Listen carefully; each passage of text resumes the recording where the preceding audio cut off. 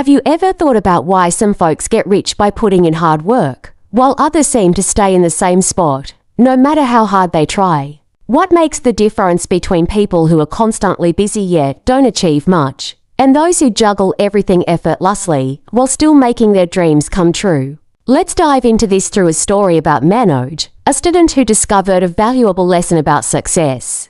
Manoj was in the 10th grade. His dad had a decent job, but for 3 years, his pocket money hadn't budged, not even a single rupee. He felt a bit down since his friends were getting bigger allowances each year. One day, he asked his mum, "Mum, why doesn't Dad give me more pocket money?" She just smiled and said, "Only your father can answer that."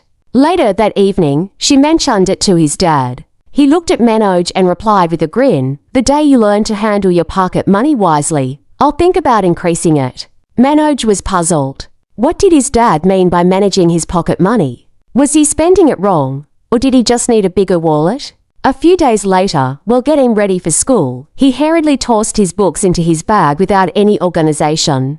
Soon, there was no room left for the rest of his books. His mum noticed and said, "Let me help you out." She took everything out, organized the books neatly, and suddenly there was plenty of space for the rest.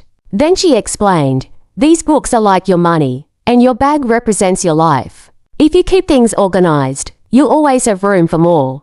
That simple moment shifted Manoj's perspective forever. He finally grasped what his dad meant. Money can grow, but only if we learn to manage it. From that point on, Manoj started jotting down every expense in a little diary. He began spending wisely and only on what was necessary. When the next month rolled around, he found he had leftover savings from the previous month.